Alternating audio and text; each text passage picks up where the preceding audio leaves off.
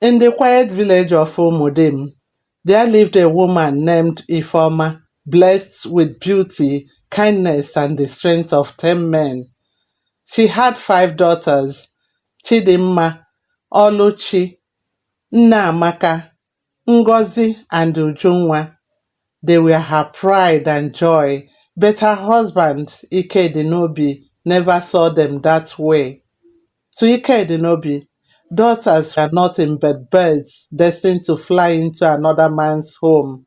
He wanted sons, and because Ifeoma gave him none, he turned his home into a place of bitterness.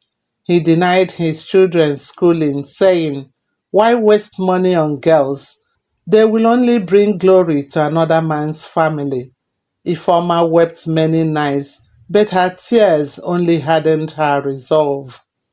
The breaking point came one evening when Ikedinobi, after a drunken quarrel, drove Ifeoma and her 5 daughters out of the house, saying, "Go back to your father's house. You are not useful to me." Humiliated but unbroken, Ifeoma gathered her children and left. Ikedinobi soon married another wife who bore him a son. With their one child, they lived like cat and mouse, for the boy was so pampered he could neither cook nor farm nor even fetch water. Meanwhile, life was cruel to Ifeoma. She worked on other people's farms from dawn to dusk, carried firewood to the market, sold palm oil, and sometimes sold even her beloved wrappers just to keep food on the table and pay school fees. Many mocked her, whispering, "This woman is wasting her time on girls." But Ifeoma would look at her daughters and say, "Nne, your future will silence them." Years rolled by, and her sacrifice bore fruit. Chidinma became a doctor, saving lives with her gentle hands. Oluchi soared as a pilot, flying across nations. Amaka stood in the courts as a fearless lawyer. Ngozi built machines as a brilliant engineer. And Ujunwa, the youngest, became a renowned university lecturer, shaping the minds of the next generation. One Hamatan morning, the village of Umudim woke to the rumble of tractors and the laughter of builders. Ifeoma's daughters had returned, not in shame, but in glory. They had earlier gone to their village chief, who gave them the size for the projects. They built a modern school where every girl could learn for free, and a hospital where women and children received care without paying a kobo. On the opening day, the entire village gathered.